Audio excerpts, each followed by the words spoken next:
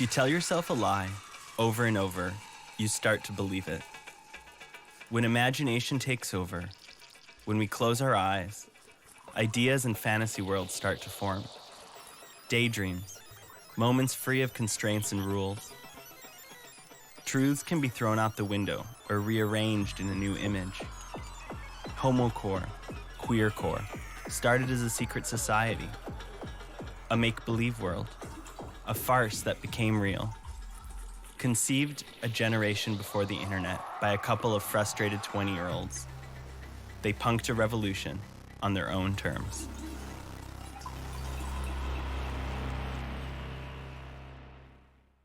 Are you a boy? Or are you a girl? In your bleach blonde hair, you look like The early roots of punk were actually quite sexually radical and diverse. There was a lot of sexual experimentation, sexual ambivalence, of bisexuality, transsexuals. girls in some kind of trance in your skin time. The problem with the gay scene in the mid-'80s was that for us, the gay scene was completely bourgeois and conventional. There was a lot of conformist behavior. It was also very divided in terms of male and female, and we didn't feel welcome. I mean, I would get kicked out of gay bars in Toronto for wearing swastika earrings. My style wasn't recognized as part of the gay movement, so I was actually looked at with a lot of suspicion, like they thought I was going to beat them up. At the corner of Wellington and Portland. Probably some sort of domestic dispute. Looks like a couple of homosexuals. We're just gonna let them sort it out. We were influenced by the Situationists and Society of the Spectacle and the Revolution of Everyday Life and books like that. So our idea was to create a spectacle, create personae, invent characters, invent a whole scene. Gays, lesbians, bisexual, transgender people were living outside of the law. It wasn't technically illegal, but in every other way, behavior was still policed. Gender representation was still policed, not just by neighbors, friends, schoolmates, associates, but by the police. People were being arrested. My friends were being beaten up on the street. So we decided that we would form a ragtag gang of queer revolutionaries. You had to be queer, an outlaw by birthright, so to speak. There would be no dress code, no style, no fixed symbol or logo. We'd be more like a pack of wolves than a full-fledged existing gang. And that was fine by us. We want to be a circus, not a church.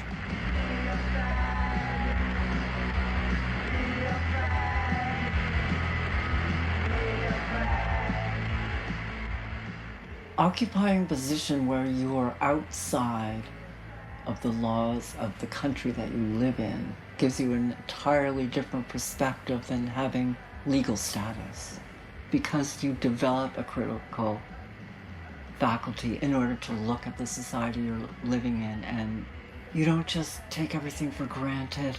You learn how to examine things and navigate through a hostile landscape.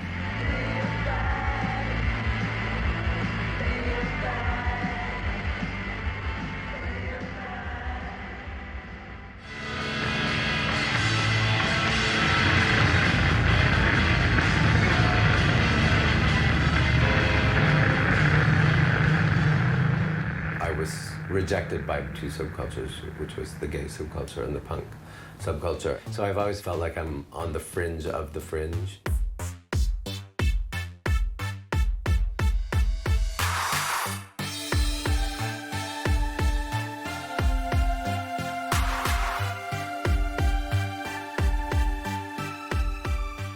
In Toronto in the 80s, there was a hardcore punk scene, but there wasn't an alternative scene for queer kids. So our strategy was to pretend that Toronto had a full-fledged, crazy gay punk scene already happening.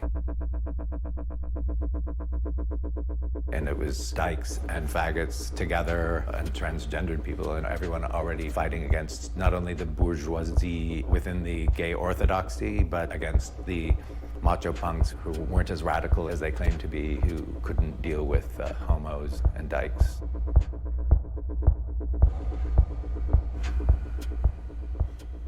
Look, you say you want to be in this movie, but there's no roles for skinheads. Skinheads are too neo-Nazi to hold the fascination of, say, a new revolutionary youth cult.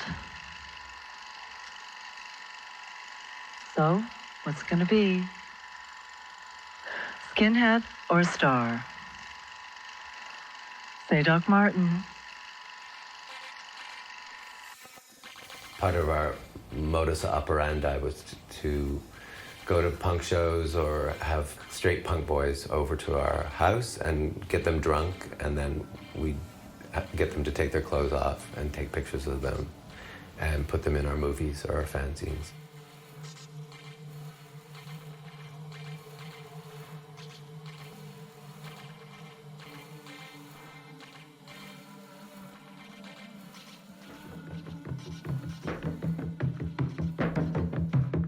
We had the bases covered, an upfront cult-style Pledge of Allegiance under the banners of good old punk rock, sex, and violence. We were convinced that no one was going to take us seriously. But people did. Dozens of them. And it actually worked. I mean, people thought that Toronto was the hub of this hardcore gay punk movement, and it turned out to just be me and two women who sat in their basement and churned out alternative publications and experimental movies. I had read a lot of situationist theory, and I had certain ideas about what happens when you push situations in a culture to the breaking point, and when you reach a point where society can't contain the contradictions any longer, it forces a change. If the theory was right, and it was right. I met GB and Fifth Column, the girl band that GB Jones was a member of. They were, in their way, deeply feminist, as I was, and then I just started go-go dancing for them shortly after that. What did you bring? Oh, I brought my new go-go boy. Put on a song and he'll prance for us. Really? Okay. Oh, you insecure little bitch!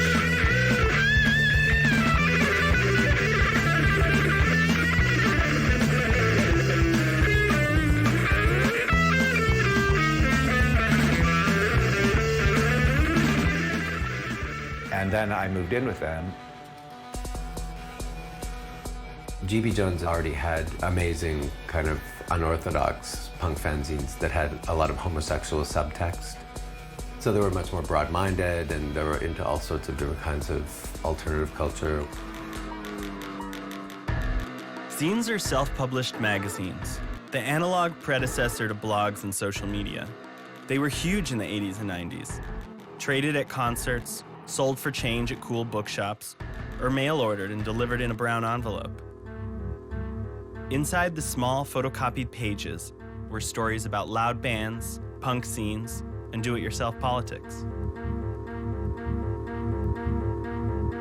I thought it would be really exciting to start a zine for our crowd, so I asked Bruce if he wanted to do a zine with me, and we started doing JDs.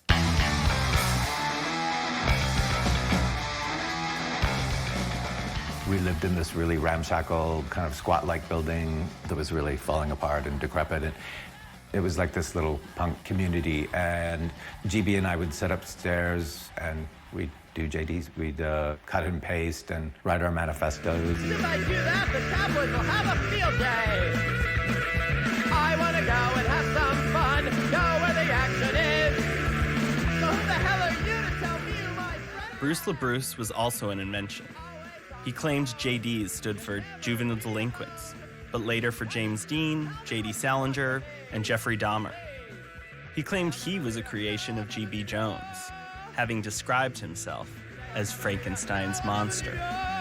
My philosophy of homosexuality has always been to embrace the things that make you different, to embrace the more radical aspects of gay identity. We even went as far to say in JD's, homosexual is criminal, and kind of like actually embrace the criminality of homosexuality.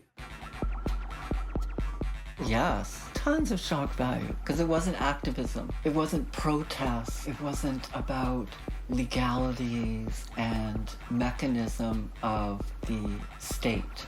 And on the other hand, it was about culture, aesthetics, glamour, stardom, freedom, all the things that can be used as opposition to the state.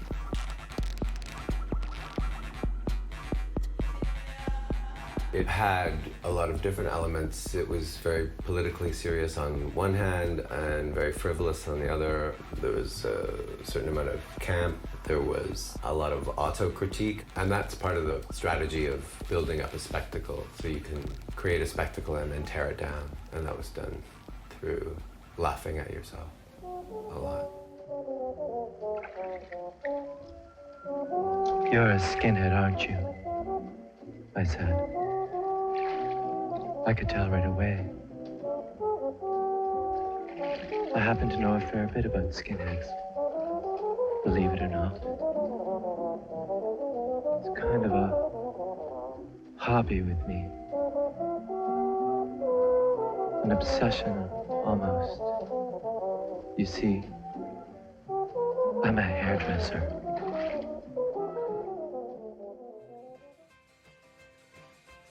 We really started in the anarchist community.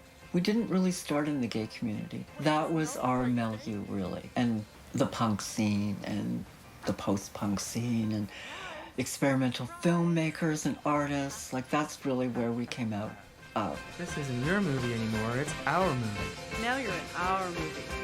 Why would we want to be in your movie? We can make our own movies now. Yeah, we're gonna make our own movies. Yeah. You know, just as many perverts as you do to sell them to. Yeah. You don't want to make communication an elite thing. And I think that's really a lot of what punk was about, you know, a hands-on, do what you want, of the people type of a thing, you know. You didn't have to worry about that you didn't have access to the media, to television and book publishing and whatever. You made your own. You made your own record, you made your own fanzine, you made your own scene. We talked a lot about how the roots of punk were very queer. And the original etymology of the word punk was based on jailhouse slang, where punks were the passive boys in jail who got fucked up the ass.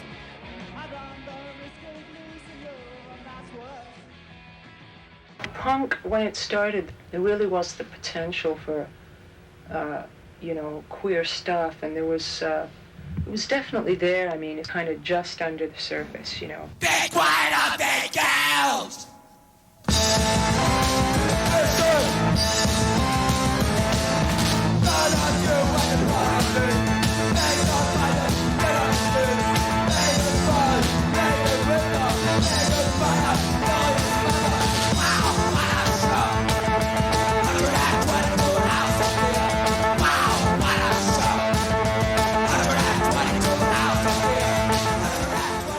The SoCal punk scene had Nervous Gender and Frank and The Germs and Catholic Discipline and bands that represented alternative sexuality.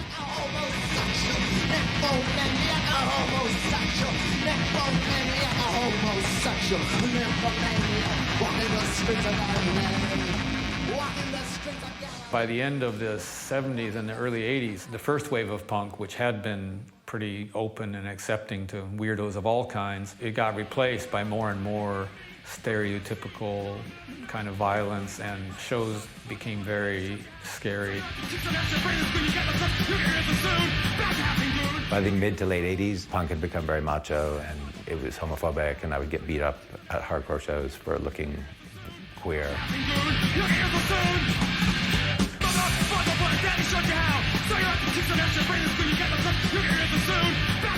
JD's was really a revenge zine. It was a revenge against the macho punk. Now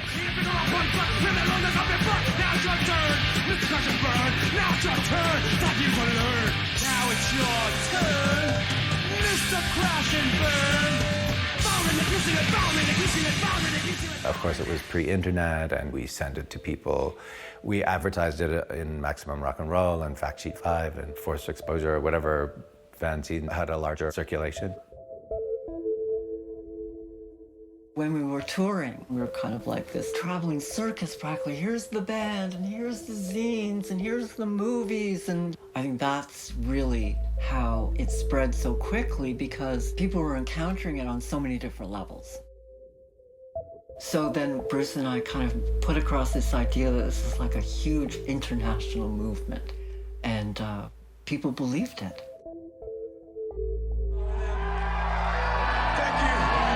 The show. It's nice to see the DIY bands that play. We don't need the corporate bullshit. Although the kids in Toronto are mostly credited for creating homocore, they weren't the only ones. In Los Angeles, the punk drag queen Vaginal Davis ruled the scene. In San Francisco, two anarchists, Deke and Tom, started a zine they called Homocore, solidifying the name. In San Francisco, at that time, there was like this layer of like arty weirdos, and we were less concerned with who was gay or not than having like a cohort to hang out with. Punk and gay overlap was at the fringes. Tom expressed a lot of discontent over how he felt marginalized. It just felt like there was something missing. When we found JD's, it didn't have any straightforward manifesto or statement of purpose. It was an aesthetic created an image as text. We were like, fuck yes! I don't know why this is good, but this is really good.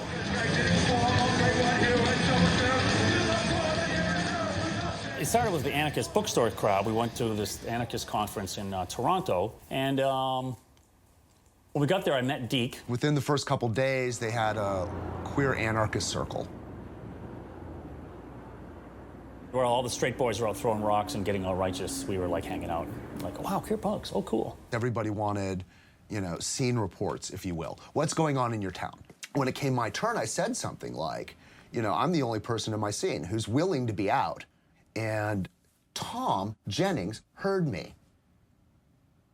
He was the one in the crowd who thought, yeah, you know what about all those isolated kids out there? When I came back from the anarchist conference, I did the first issue of Homocore in response to my experience in Toronto, where I met Bruce and all that stuff. In true punk rock fashion, we disseminated our ideas through a zine. Photocopied communiques, cut and paste collages, pornography, blasphemy, anarchy, sodomy. Sure, it's been done before, but the best thing that can happen is not to be unique, but to be part of an ongoing history. G.B. Jones and Bruce LaBruce had been putting out JDs. They had a couple issues out, and that's where Tom swiped the word homocore from. The core was as important as the homo, so it was about hardcore punk. I thought it was funny to play on hardcore, and I thought it would be really upsetting for people. Rebel, rebel on the street, makeup on my face. We did a show at the Deaf Club, which was a venue for the very early punk scene and then had kind of gone away. It was a clubhouse for deaf people, and they let people put on punk shows there because noise didn't bother them. But they used to dance to the vibrations and the stomping of the floor. And so for the first time in a few years, we did a homocore benefit show there with MDC, and that was kind of the launch. I didn't do this consciously. I'd love to take credit for these things. No, in fact, we set it up, end up making the world we wanted to live in. Is you can either complain or you can do something. So basically, Dee and I became sort of a cohort and worked on homocore together. We were selectively documenting things that we liked in the world, and intentionally or otherwise, creating this mythology of queer punk in San Francisco that did not exist. That was the point. It really didn't exist. We had a homocore top 10 list of bands that we really liked that had gay-themed songs. Some of the songs were very homophobic. I had no problem putting in a band, writing a homophobic song and claiming they're part of a movement of queers who want to do punk music. What better way to get revenge on them? We were grasping for stuff that was musically compatible. Like, look, oh, this is a great punk song. Oh, are you a bunch of dickheads? Oh, well, that's less interesting now. Unless you're really cute, and that lasts for like 15 minutes, right? So there was a bunch of that. Anti-Scruntype Faction, ASF, I think was the first real dyke band. The name Anti-Scruntype Faction makes fun of like the straight girls that would go to the shows just to blow the guys in the band. And they made up a name for those girls, Scrunty. And then their band was Anti-Scrunty Faction. Donna was trying to form bands and find compatible people and review records. And a few times we just went off and sort of made stuff up. You know, we just found records that seemed like they'd be compatible. It's no mistake that in every society and every tribal structure, there are laws governing sexuality. And to us, that suggests that sexuality has in itself some power and energy, which is these societies and controllers have a vested interest in suppressing. That freedom is taken away when there is a threat. Therefore, there is a threat to control from sexuality. Therefore, it ought to be investigated and liberated. There was a disconnect between the roots of punk and how it was being expressed and revealed. It was the same old fear of exposure went on for a while. So for me, it was just very liberating and refreshing when it finally became integrated again with queer. Because if a community has any right to shout about inequity, it's the gay queer community.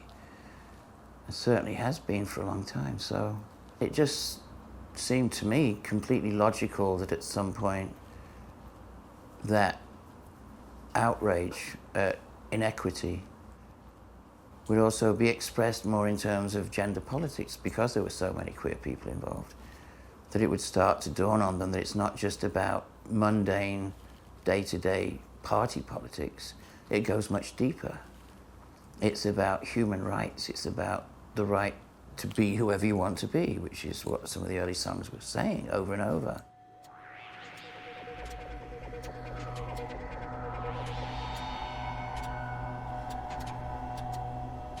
Meanwhile, AIDS had already devastated the gay community.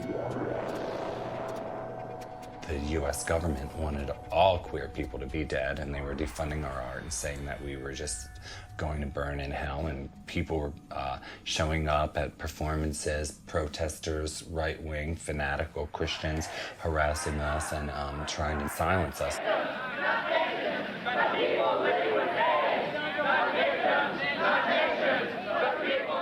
I was just wondering, do you think I'll be the next gay celebrity to die of AIDS?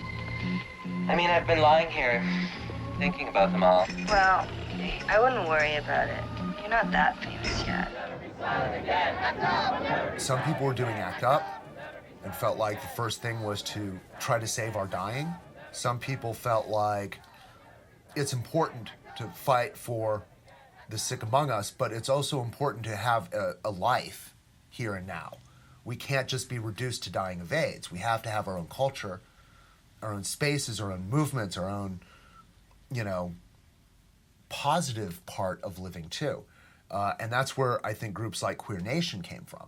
It was a much more proactive agenda. It said, okay, let's get back to gay liberation. Queer Nation was a relatively diverse organization, and I joined it in San Francisco, and it was all about queer visibility. It just became an intentional political choice to go out and be seen and be queer and be in your face and have people know that we existed and what we were about. We had been with ACT UP, we had been political, we'd been roaming around, but we hadn't yet found that community. And we went to that gay pride parade. Oh, I remember it. 4, 6, 8, gays and lesbians educate. 2, 4, 6, 8. How do you know your teacher's straight? And here it comes! I was by myself. I hadn't made that many friends at that point. I said, I'm gonna go and I'm just gonna stand at the beginning of the parade route. And when I see a float or an organization or some people that I feel like I can fit in with, I'm just jumping in the parade. We did a float in the Gay Pride Parade in 1989 in San Francisco where a rich benefactor rented a junk car and a tow truck. and we painted the car to look vaguely like a police car, and somebody made a giant papier-mâché high heel, which we stuck in the top of the car as if it was crushing the police car. And we towed this thing down Market Street as our parade entry, and just sort of let it all hang out that we were the punks, we hated the police because they hated us. And all of a sudden, around the corner comes this.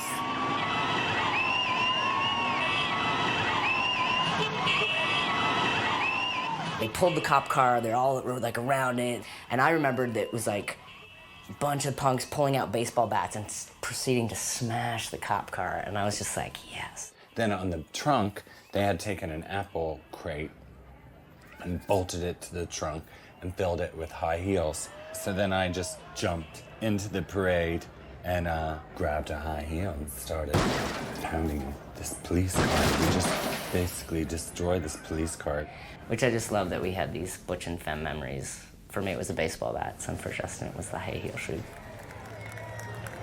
And so all of these people became my friends. Then I had a community.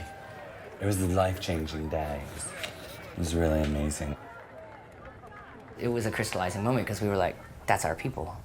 But we didn't look like them yet, so we went home, we like cut our hair in mohawks and like went and found that scene. But it was that day and like seeing that action, it was like falling in love. Here comes another one of those quiet groups. That's their subtlety. That's what this parade is all about, subtlety.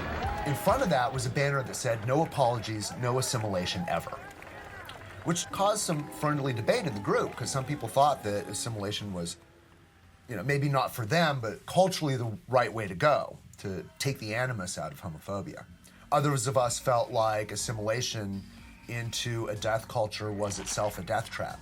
You know, you demand the right to serve in the military and you're going to end up dropping phosphorus bombs on Afghani kids. And really, is that liberation? Is that freedom? We didn't feel was the spirit of the early gay rights movement, and in a wider cultural sense was always something that punk rock actively critiqued. Gays now are really selling themselves short, I think.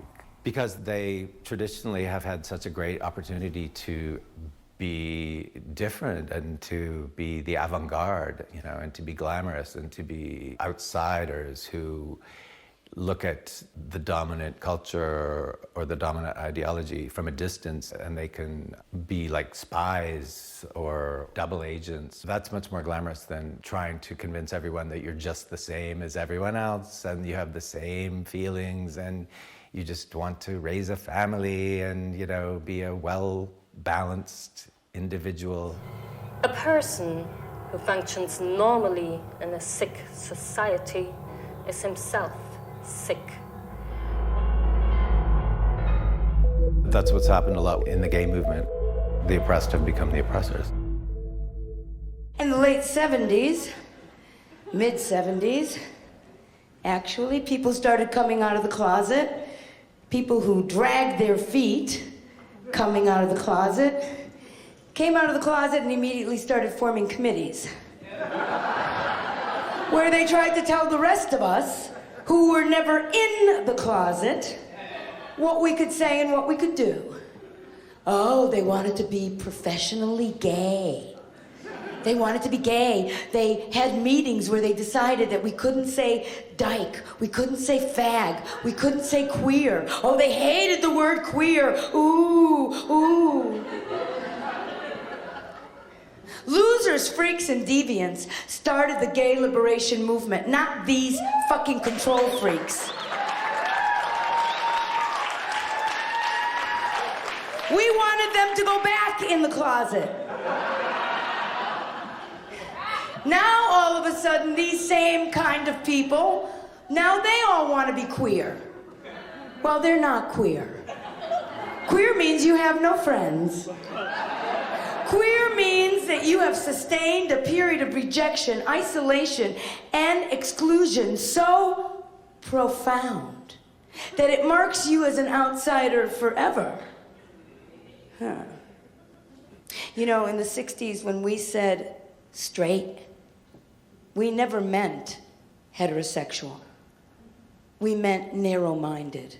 And the gay world has gotten to be a straighter and straighter and straighter place. And I don't have any preparation or any inclination to live in a completely straight world. This journey of freedom can only really begin when all are one sex,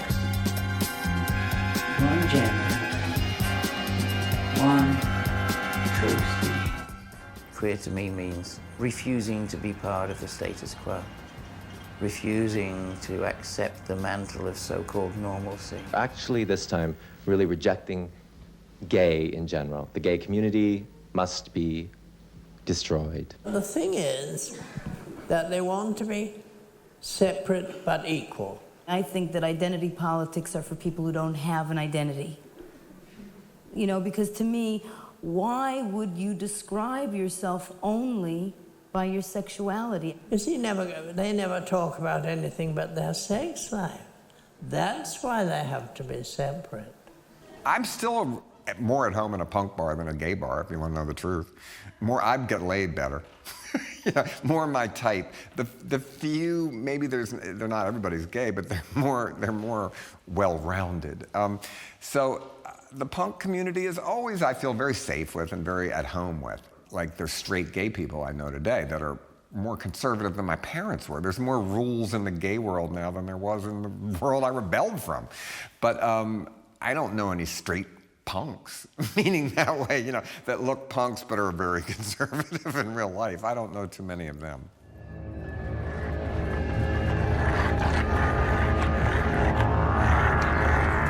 We hated nice gay people. We hated the fake friendliness of our supposed community. We hated the homogenization brought on by years of shit dance music and designer clothes. Of course you can commodify each other, you all look the fucking same. We hated the sexism, the racism, the classism. We hated their drugs, their bathhouses, bars, and clubs. More than anything, we didn't want to fit in. Like the tattoo says, we want to be godless, lawless, and nomadic.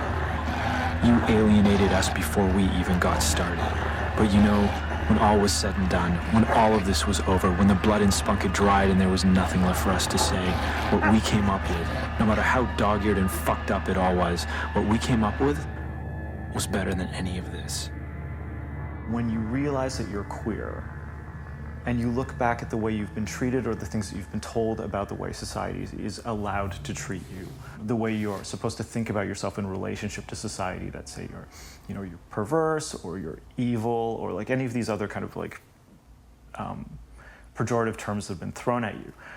When you realize that that's wrong, fundamentally, and that you know innately in yourself that you're connecting with something that's not only correct but natural, I think that there's a process that one goes through where one starts to analyze all of the other systems that one's involved in, and then we go through and analyze them as stringently. What else have I been told that's not true? What else have I been convinced of that's actually false? What else is supported and sustained by society that maybe is artificial? And so I think that this alignment of queer and punk was a really, really natural kind of alignment. You know, punks have always been questioning the status quo, and, you know, queers very naturally should be too. It's true that there will be no revolution without sexual revolution, but it's also true that there will be no sexual revolution without homosexual revolution. Do you know what I mean? The idea of a homosexual agenda sounds like you're actively trying to recruit straight peoples into homosexuality, for example, which I think is a great pastime. I think it's a really worthy goal. So why not? I mean, there's always been this perception that gays are this kind of predatory kind of animal, which I think is quite exciting. Heterosexuality is the opiate of the masses! Yes, Gudrun.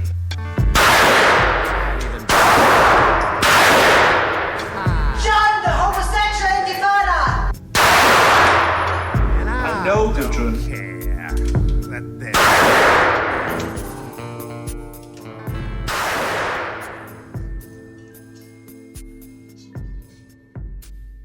I like the idea of embracing the negative stereotypes that straight society has about homosexuals and really sticking it to them. We felt that at its strongest, queer culture represented a standing critique of the entire society and its illnesses and what needed to be overthrown. You know, a much more revolutionary take on the potential of queer liberation. And that in fact, queer liberation represents a sexual liberation for everyone, including straights. And homocore was an expression of that in its time and place. That liberation, not assimilation critique. We kind of felt like we were putting the punk back in the homo movement and the homo back in the punk movement at the same time. It brought a lot of people out because up to that time, it was people felt trapped. They felt, well, okay, I like guys, but does that mean I have to like disco? They all go together, right? Those horrible clothes and disco music. So if I like guys, I gotta like disco and have bad taste in clothes. Homocore, Tom's magazine, and the stuff that Bruce LaBruce was doing freed people from doing that. Yeah, I can like guys and have a black leather jacket. All right. So it was like a great leap forward, and it really led to the freedom and liberation for a lot of people who were kept in the closet, not from the society's, oh, you're bad if you're a homosexual, but they were kept in the closet because they liked stuff that wasn't gay. And what could they do? They had to choose. And homocore let them, you don't have to choose. You can have your cock and eat it too.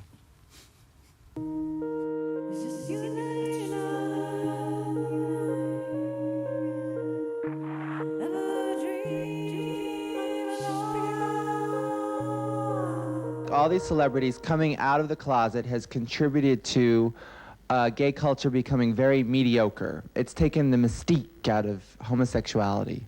Why can't homosexuality be an invisible influence on art and culture and the media? That's what I don't understand. You know, I'm gay, but I don't like all gay things. Sometimes they're terrible. So I think the gay punk rock movement was brave enough to admit that gay is not enough. I think queer culture has to step back from the really narrow definition that people in the last century have imposed upon it and open itself back up to what it used to be prior to the narrow focus that's been forced upon it because of the necessity of political activism. Oh, those queers. They're so fucking political. Oh, so political. It's time to get apolitical. Yeah. Back to our gay roots. The artist is more important than the activist.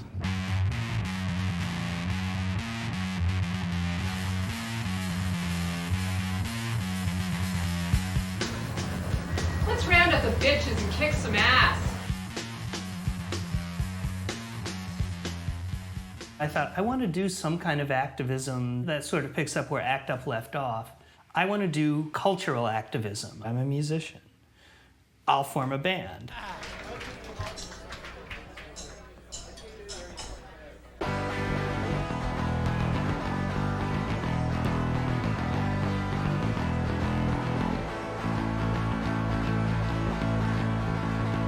I've never been in anything like this before. We take off our clothes before we're in the door. 8 hours of work is especially tough when 3 times a day is barely enough.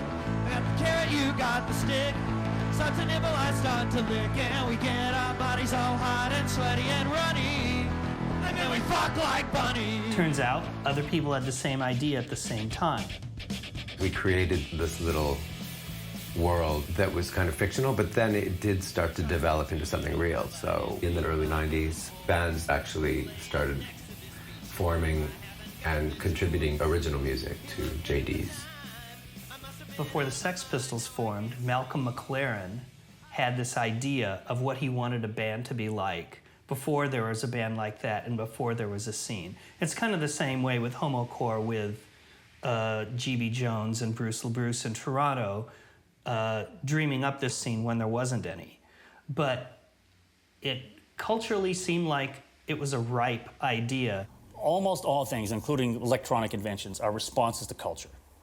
So while I was doing this and Deke was doing this, the people in Toronto had been doing this, people in Philadelphia had, and then there's a moment when there's like simultaneous discovery, or simultaneous invention. It became known as the homocore movement and then the queercore movement. Yes, dear. Yes, ma'am. Yes, ma'am. Yes, ma'am.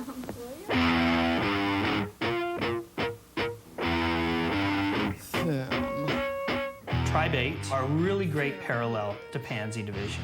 They had a different set of issues, but they're really parallel issues. Like Chris and Pansy Division used to say, they were kind of the Stooges to our Ramones. When you're on your knees, looking up at her, you know she looks so magnificent. She looks down at you, you know she's so... As far as I know, kind of, we were the first doing like what we were doing, which is saying we are all dykes, only dykes are allowed in the band, and we're gonna sing about being dykes, period, dot. There weren't that many songs about love. I mean, can you imagine thinking that there's a problem because there aren't enough songs about love that you can relate to? I mean, that's crazy. It was a real desperation. I mean, it felt like life or death to me. I felt like if I didn't find some dykes to play music with, like to play not just any music, but music that was like the music that was like my soul connection to the universe, you know, that I couldn't imagine living. I couldn't imagine actually going on. I couldn't imagine it. I couldn't imagine how I would be able to do that. So it felt like life or death. That made me cry.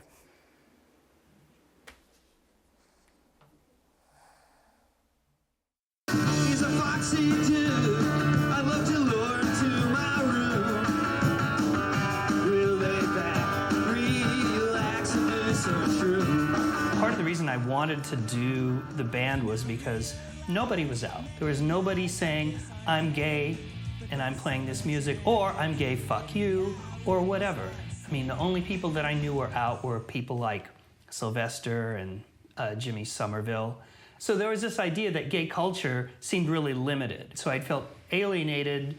I had so many more friendships and acceptance being gay from straight people in the music scene. And being musical and being into rock and roll in the gay scene just made people act really shitty towards me. We love rock. We want to go to rock shows where there are other people that we can like have fun with and make out with, and we want to hear what they have to say. I'm a Jewish lesbian, you see, and fascism isn't anarchy. When I saw Frank play for the first time, tears just started running down my face, and I didn't realize why at first. And I think later I remember like driving home after the show and just saying like, I don't think that I'd ever seen someone who I could be who is older than me. When life in front of you is that empty, like you just are desperate to just tell your story and hear other people's stories. Do you guys know Frank, the all-American Jewish lesbian folk singer? Yeah! Oh, good. This song is basically about me wishing that Frank were my mom. Frank gives me really good advice, like not to like have crushes on straight girls.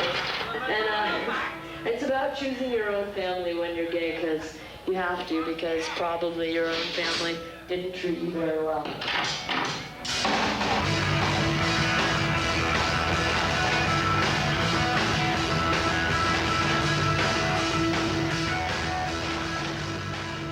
We were like angry dykes on stage. It was an angry time. We were angry.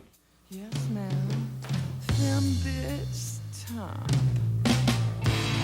And we were totally hypocritical. Half the time we'd sing a song about like straight girls thinking you want to sleep with them, and the next song would be like, hey straight guy, I'm hitting on your girlfriend. It just had to be constantly unbalancing whenever possible. for a young straight man to come up and suck Lenny's dick. It proves how punk rock you are. It does. The best thing was like getting a straight guy to get up on stage and give Lenny a blowjob. It was amazing, you know? And they got really into it because not in Texas. It became like a badge of honor to like give Lenny a blowjob on stage as a straight guy.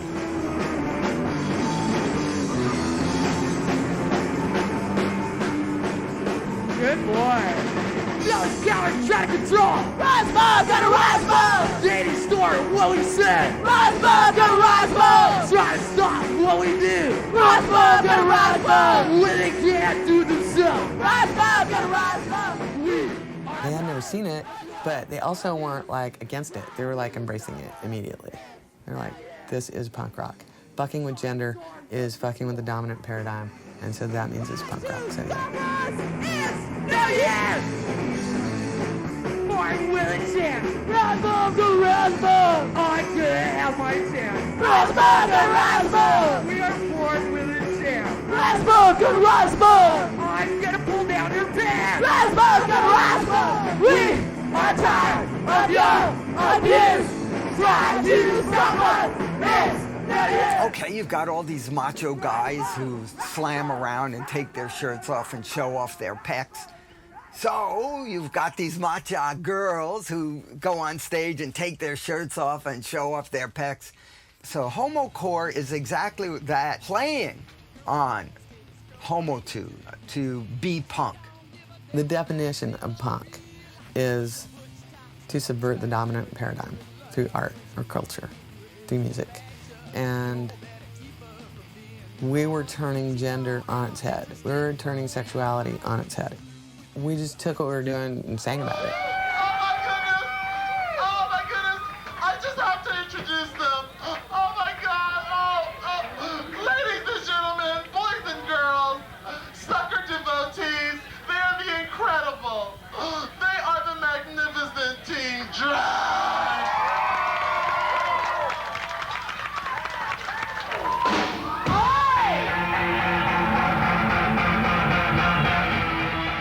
It was really simple. We just said what we needed to hear, and we just did what we wanted to see.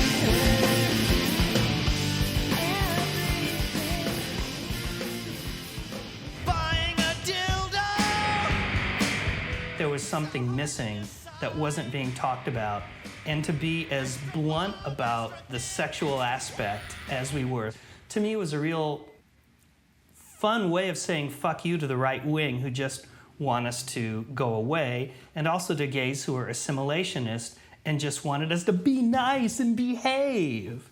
And my ACT UP experience taught me, no, don't compromise, don't behave, push the envelope.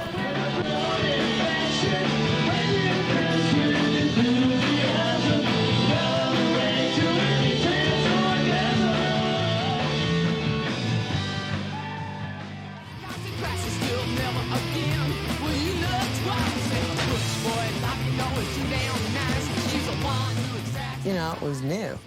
We were on the brink of this third wave, you know, and we're just like, we're doing something different here. We're not lesbians, we're dykes. I mean, basically, lesbians were pissed at us. They're like, you're stomping around on all this work that we've done. You're like wagging rubber dicks, getting blowjobs, talking about boinking, fisting, whatever. You know, it was the opposite of what they had been doing. And we were making fun of them. We were like, Birkenstock babes, whatever. That enough emotion for you, honey?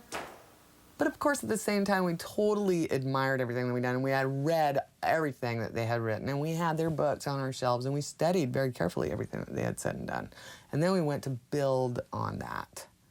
and say, okay, well, that's how that isn't working anymore, and this isn't working anymore, and we're going to take these things, and then we're going to, you know, create the next level. We're sex radicals. If you're saying that we're in charge of our bodies, that's what feminism's all about, then great. Then I should be able to run around with my tits out and say, stop looking at my tits. It's just like an elbow, a tit. What? It's my pecs. And what? I should be able to get a blowjob. I should be able to fuck with a rubber dick. I should be able to do all that stuff because it's my body. And whatever, like, attachments, you know, becomes my body. I'm in charge, right? That's what you said, Mom. How many queers are there? Ah, so you had heterosexual parents and you turned out queer. So it must be okay for queer people to raise kids because they might turn out to be probably heterosexual. Like most of the fucking fucked up fucking heterosexual fucking world. We had the power of the mic and we go, oh, look at that guy throwing his elbow in girls' faces. Oh, gee, that's bad, dude. You shouldn't be doing that. And like, guys should just jump on the guy and like beat the crap out of him and throw him in the back. Oh my God, did you hear what he said? It doesn't matter what gender you are. Huh. I guess the fact that most women in this room get paid a lot less than men do for the same jobs, it doesn't matter though. It doesn't matter what gender. I mean, it doesn't matter, that 1 in 4 women are raped, or that domestic violence exists, or that women are serial killed, or that there aren't many women in. Oh, I've heard it. It matters to me. It matters to me. And there was also a thing that said women should be in the front and guys should be in the back, and you should respect that. Homocore was to punk as gay liberation was to hippie, in the same way that around the same time came Riot Girl, which was kind of the women's liberation movement of the punk scene.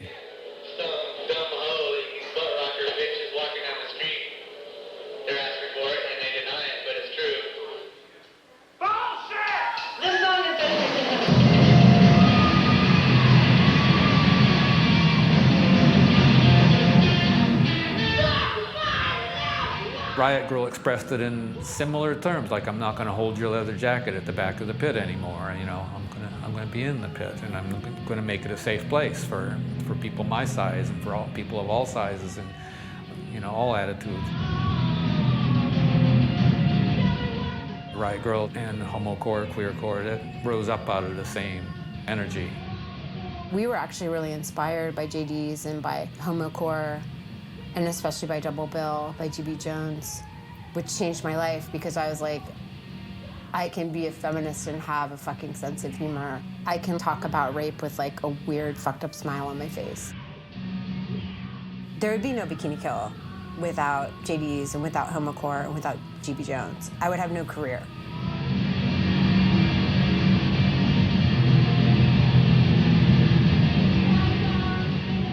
Bikini Kill started because we were frustrated that when we would talk to women in bands, they would say they weren't feminists. And there was this kind of like moshing culture that was very anti-gay and very anti-woman, and it made it so only certain people were invited to the party.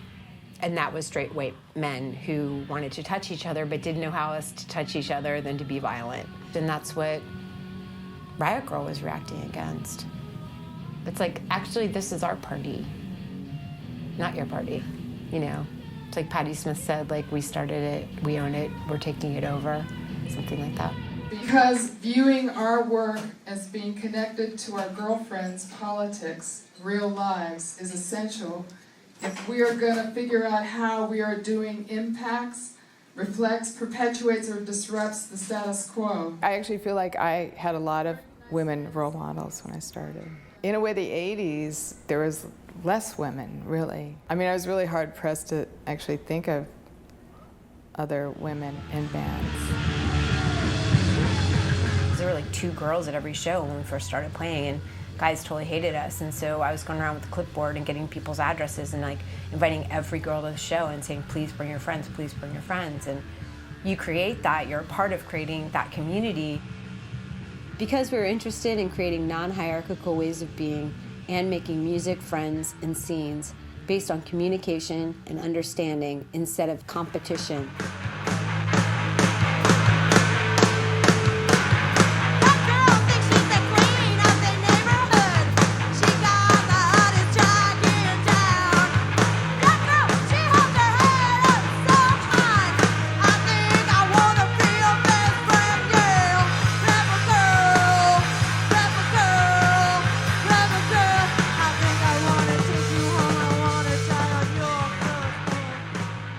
then later on, when I did one of the only mainstream press interviews I did for the LA Weekly, and I was asked about Riot Grrrl, and we had just had like 2 meetings in DC, and I said, oh yeah, Riot Grrrl's like all over the country. There's meetings happening everywhere.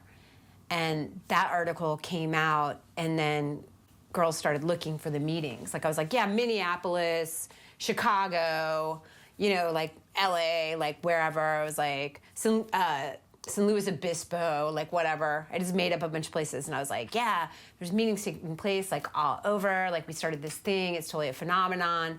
And then it became a phenomenon, because like I said it was. And I remember having that feeling that that's what the girls in Toronto were doing.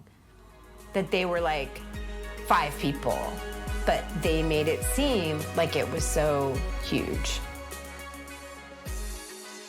I liked that. I liked that they felt like that they could do that, that they were such bitches, that they thought that they could just like take over everything. And more than anything, that influenced me. Hello? Oh, hi, Candy. Are you up for something? Yeah, what do you mean? Do you want to join a gang? Yeah. It's all girls. Really? Okay. Yeah, go. Okay, sounds great. Oh yeah, man. I want to fuck your tight ass. That reminds me, did you boys buy toilet paper? Boys don't use as much toilet paper as girls do, so I shouldn't have to buy any. What? What about the shit on the end of your dick while you're packing that fudge, brownie hounds? Because we recognize fantasies of instant macho gun revolution as impractical lies meant to keep us simply dreaming instead of becoming our dreams, and thus seek to create revolution in our own lives every single day by envisioning and creating alternatives to the bullshit Christian capitalist way of doing things.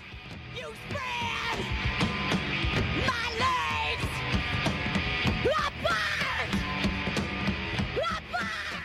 I've always considered Queercore and Riot Grrrl a part of the larger thing of punk rock. We all were a part of questioning how large punk rock could expand to include feminism and queerness. And I think that a lot of times punk rock in general gets talked about as a musical genre. And I always thought of it as an idea that like anybody can do what they want to do. Like we could create our own culture.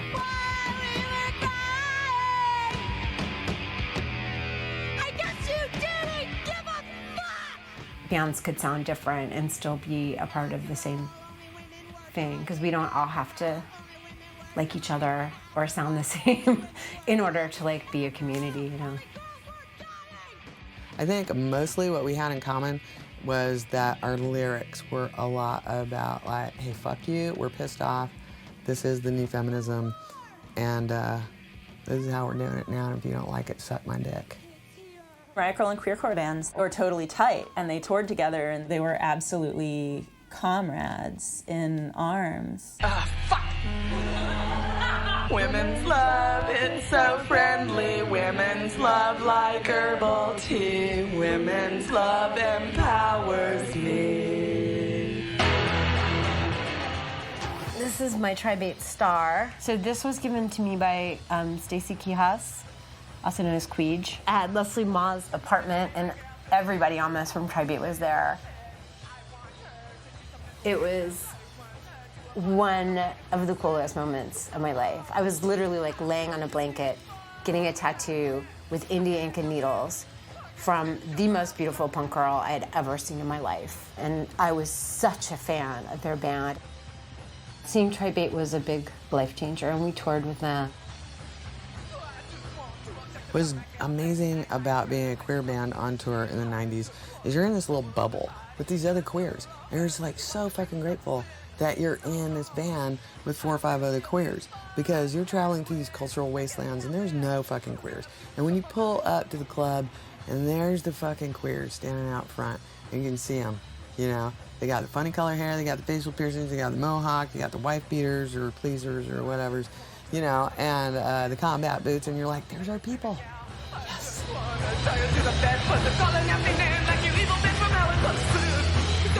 And even when we played with like other bands that were like straight, they're totally supporting us and lauding us and going like, yay, we're behind you 100%. We love what you're doing. We went to school in Olympia. And what do you do? Revolution!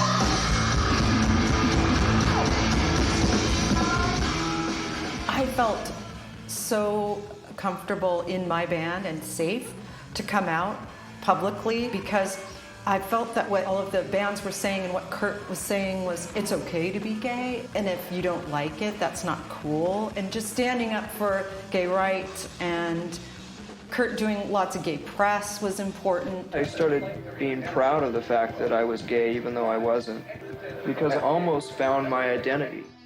Kurt was hanging out with our drummer, Toby Vale, and she was best friends with Donna Dresch. We were all reading the same fanzine, so I can't imagine that he never picked up the homocore with Donna's picture on it. I mean, I think that might have been why he started, you know, graffitiing God is gay everywhere. Because God is gay. The whole goddamn world's a fag. He made a comment in The Advocate about liking my films. I was totally stoked when he wrote that. That was so cool. They did write about us for a very brief second. We were just, they couldn't hold the gaze on us too long. I don't think we were like made for prime time in that way. One of the great attracting forces in queercore at the time was it was basically indigestible. You know, the last thing that people wanted was like a bunch of fags that only know 3 chords or less banging away on their guitars and saying how great it is to like fuck dudes or like, you know, anything like that, or like chicks chasing each other around with dildos on stage only to like, you know, cut them off with chainsaws and things like that. Like, capitalism was not really prepared for that. I think that Riot Girl got picked up by the media because it was a bunch of, the way that they portrayed it was like these hot white girls who were pissed off, but it was sexy. I do think it was more palpable and it was like way less gay. I don't think at the time the media was ready for anything that was gay. And they could say like we were bisexual, but that was like sexy to straight men. It is so much easier for capitalism to use a female body that a man might want to sell shit than it is to use queer people and queer bodies. You know, Jack Halberstam actually has this whole riff about how like everything in the world can be used by capitalism to sell things except the butch lesbian body.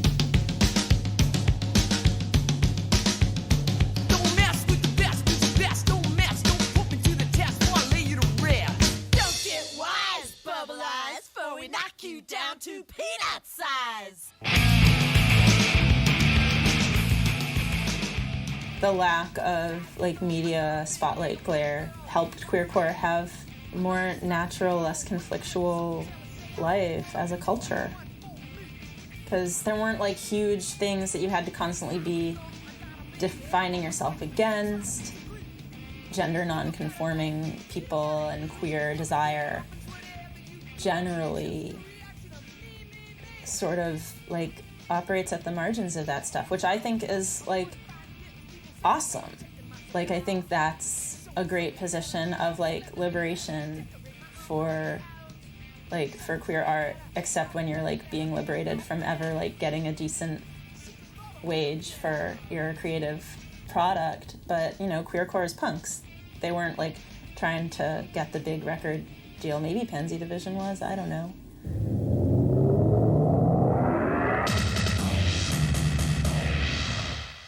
I'm Kurt Loder with MTV News. Queer punk, homocore, whatever you call them, there's a new breed of proudly gay punk bands making a big noise these days. Chief among them, San Francisco's delightfully poppy Pansy Division, which got a lot of attention after Green Day hired the group as its opening act on a U.S. tour last fall. Green Day, when they reached that major label level, wanted to show where they came from. And so they were taking all these different Lookout bands on tour with them. But we happened to be on the tour where they broke.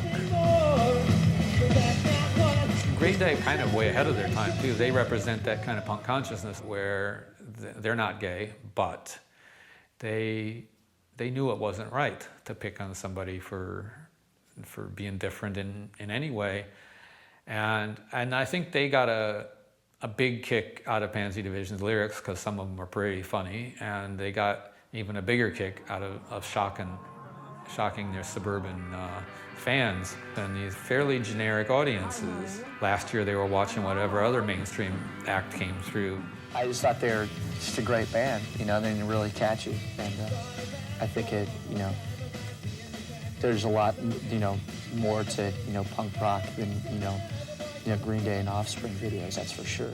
Green Day were kind of like, they need to know we're not like one of those mainstream rock acts. We're something different, and if you doubt that, here's Pansy Division.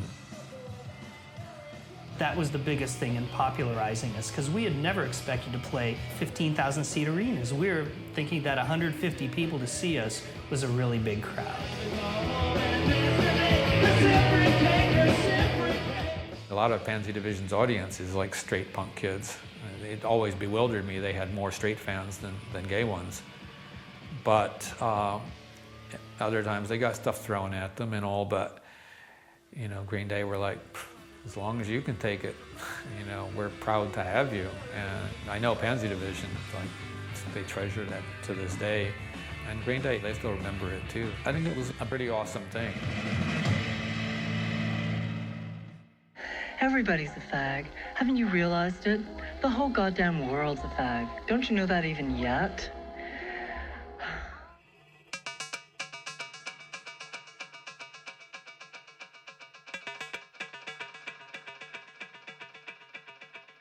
As far as I know, no one called this movement homocore until it was kind of over, really. And people who weren't involved got involved. And the queercore thing, I'm pretty sure specifically came out of Chicago. There was a kind of crossover between the idea of a gay punk movement and these kind of queer radicals who were more within the gay scene. So there was a kind of a merger at a certain point. I just started out with the name homocore, but it began to be obvious that a certain type of male audience thought it was only about gay men. So I thought, oh my God, I've got to do something. It can only be interesting and valuable if it includes everyone. So if we have to change the name, we'll do that. From about 90, 91 till about 95, which is contemporaneous with Riot Girl. There really was a more finite number of bands, but then there was just an explosion.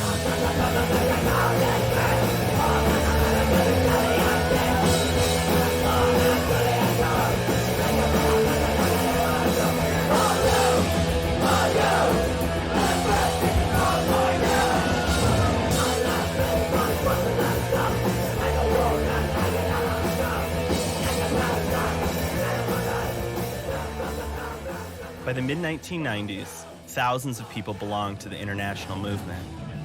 They changed the name from homocore to queercore. The band Extra Fancy was signed to a major label and then dropped a few months later after news outlets published the lead singer's HIV-positive status. Record stores had an ever-expanding queercore section. Some musicians tried to reclaim the pink triangle. The bands didn't really have a unifying sound, but they shared a strong political vision. What had come to be was maybe something that G.B. Jones, Bruce LaBruce, Tom and Deke hadn't intended.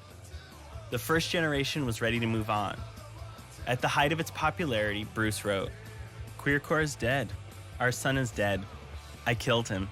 Utopian ideologies hatched in cold basement apartments on long, lonely nights never really stand up to the light of day.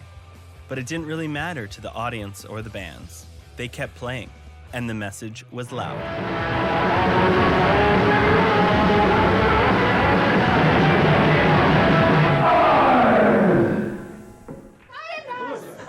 Genau, jetzt kommst du rein. Wir argumentieren und jetzt irgendwann kommst du rein mit der Hand, okay? So, okay, jetzt sei wütend und jetzt hör auf. Jetzt über den Tisch an den Schwanz fassen. Ja, nochmal. Ja, und halt. I always had the drive of cinema.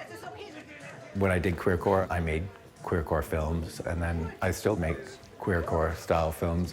And there's still a lot of cool people doing cool music. Sucking on my titties like you wanna be calling all the time. Like Blondie, check out my Chrissy behind. It's fine all of the time.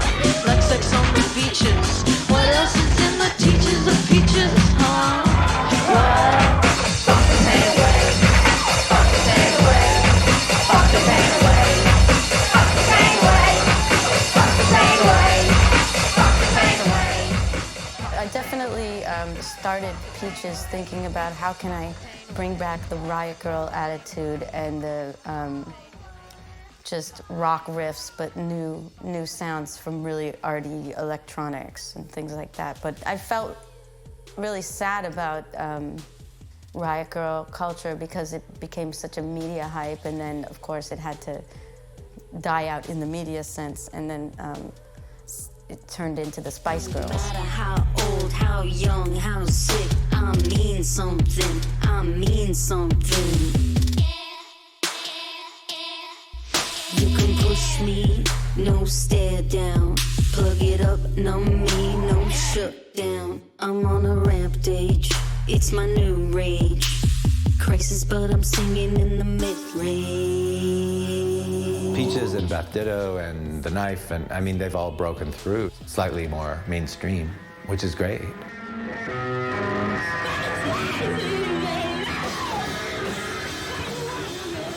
feel really fortunate to be a part of the queer scene because I came from a place where there was no queer community. It was like me and another kid, maybe a couple other kids.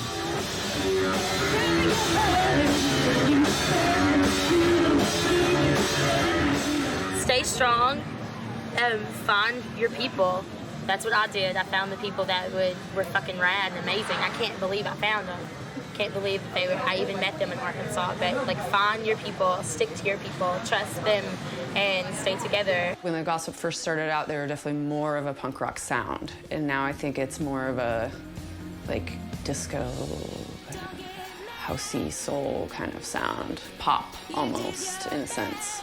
But definitely the idea and the identity of punk rock is still really like huge with us. Through music, I think there's so much to say, and queer music definitely saved my life when I was a teenager, so I know that it has that effect on other people. And when I meet fans and they tell me that, it is the best feeling in the world to know that I've inspired somebody or helped them through their experience, like helped them feel not so alone or not so stigmatized, or to see a person in the public eye being who they are and talking about it, not being ashamed. Getting it out there to a wider audience is awesome. I definitely think that a lot of us would have kept on doing drugs and would have died and wouldn't have ever put a band together if we hadn't had the support of an entire community the way we did. It was really brilliant and healing and amazing to have that happen when you grow up queer and like you're all having crushes on girls and stuff, and everybody's like, nah, really. You know, there's a lot of damage that happens, and like, you kind of hate yourself.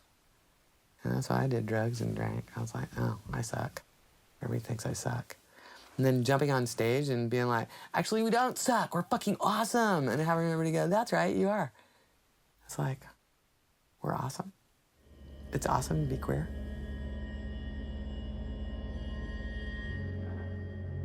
It changed everything, you know?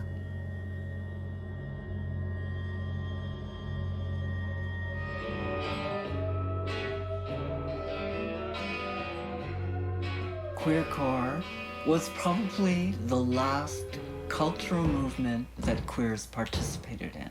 The amazing thing, I think, is that it was not just scenes, not just music, it was pretty much every medium. And as a cultural movement, I don't think it can be rivaled by any other queer movement that's happened.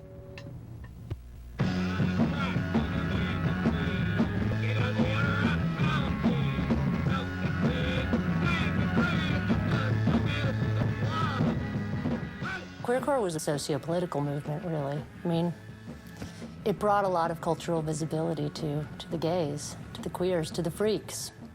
And that definitely helps with all the people working on the political angles, political representation and civil rights issues, and people that are doing like the technical work to move those things forward.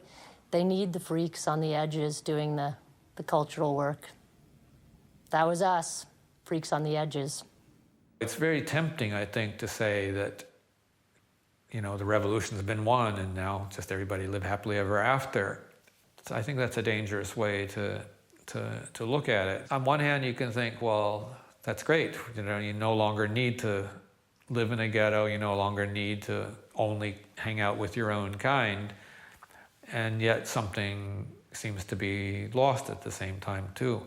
What I feel is that people are still going to have to keep reinventing themselves. And I would really hope that people keep pushing and keep, you know, challenging. I think there's still plenty of room for that. I don't know if somebody's going to start, you know, the 21st century version of queer punk or homocore, if it's necessary or even possible.